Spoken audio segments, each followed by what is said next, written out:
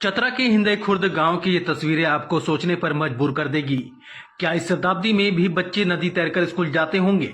एक दूसरे का हाथ पकड़कर नदी पार करते ये बच्चे कहीं पिकनिक मनाने नहीं बल्कि पाठशाला जाने के लिए निकले हैं। नदी की तेज धार में ये बच्चे बह भी सकते हैं, लेकिन अपनी जान की परवाह किए बिना ये बच्चे हर दिन जान जोखिम में डालकर स्कूल पहुंचते हैं। बहुत डर लगता है ना कि बह जाएंगे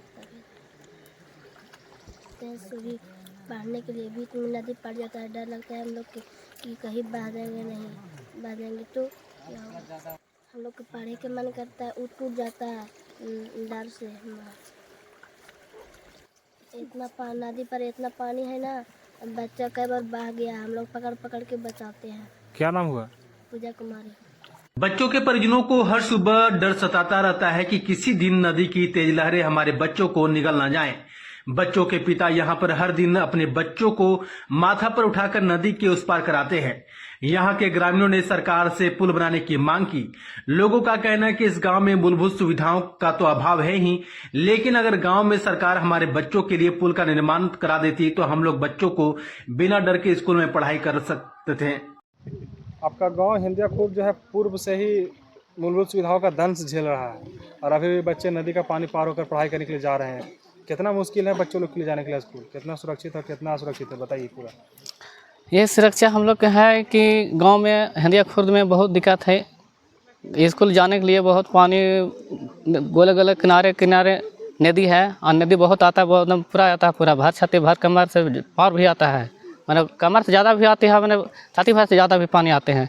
तो हम लोग बच्चा के सुबह तैयारी करते हैं, तब लोग बाढ़ आ जाता है, तब हम लोग टांग के दगाते हैं बच्चा को, स्कूल पहुंचाते हैं। और दोपहर के टाइम में हम लोग बच्चा भी ले जाते हैं टांग करके। इसलिए हमारा यह गांव में हम लोग यहाँ बहुत सा ज़रूरी है, पुल का ज़रूरी है, रोड का ज़रूरी है। सरकार हम लोग ये ध्यान दे दे तो बहुत हम लोग जी खा लेंगे। बच्चा हम लोग अगर पढ़ाई लिखा नहीं करेंगे तो बच्चा हम लोग को दिक्कत हो जाएगा। नदी चलते जाता भी नहीं है बच्चा लोग, इसलिए हम लोग कभी हम लोग काम में फंस जाते हैं, बच्चा लोग भी नहीं जाते। इसलिए नहीं जाते हैं कि वहीं हवा पहुँचाइए देता है, नदी पार कर देता है, हम चली जाते हैं और चली जाते हैं। सरकार से क्या मांग करते हैं? सरकार से यह मांग करते हैं कि हम लोग को पुल चाहिए और रोड चाहिए, कि हम लोग को आने जाने की बहुत दिक्कत है और पानी चलते हम लोग दिक्कत, नदी चलते हम लोग दिक्कत हो रहा है कि हम लोग बच्चा कैसे पढ़ सकता है, विकास कैसे हो सकता है। अगर शिक्षा नहीं रहेगा तो आगे कहाँ बढ़ सकता है।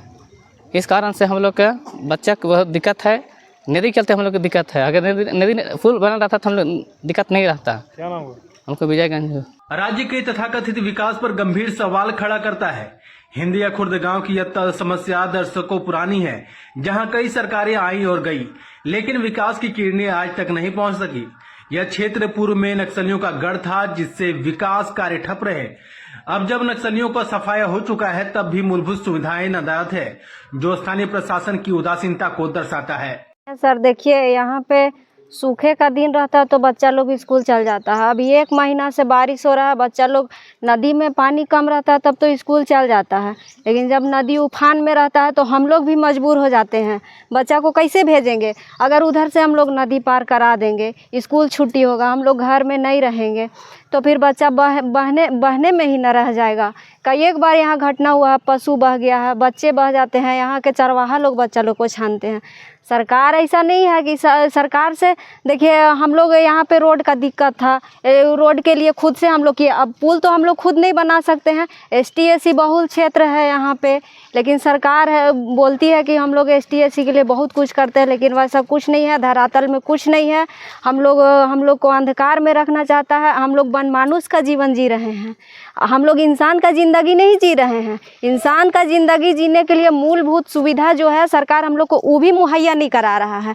हम लोग लग्जरी लाइफ नहीं चाहते हैं, हम लोग बस सरकारी स्कूल में पढ़ना चाहते हैं, सरकारी स्वास्थ्य का लाभ लेना चाहते हैं, लेकिन उसके लिए हम लोग को कम से कम सड़क चाहिए, नदी है तो उसके लिए पुल चाहिए। बच्चों का भविष्य अंधकार में जा रहा है इस नदी के चलते। बच्चे पढ़ना चाहते हैं, सुबह होता है सभी बच्चे तैयार हो जाते हैं, हम लोग हैं गार्जियन हैं, नदी तक आते हैं, हम लोग अपना जान जोखिम में नहीं डालेंगे ना। हम लोग का भी जान को डर है, बच्चा लोग का भी जान को डर है।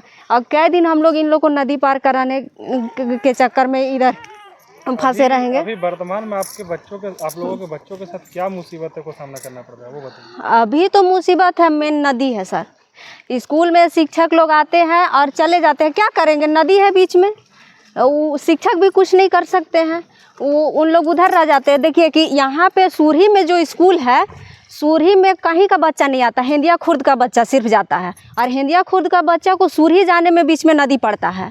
अब या तो स्कूल को हिंदिया खुर्द में कर दिया जाए या तो इस नदी में पुलिया बना दिया जाए।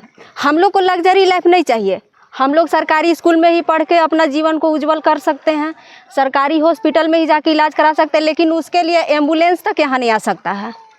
अगर अभी कोई बीमार पड़ जाए और नदी उफान में रहेगा तो एम्बुलेंस कैसे जाएगा, आदमी मर ही ना जाएगा। सर क्या नाम है आपका? मेरा नाम है पूजा देवी।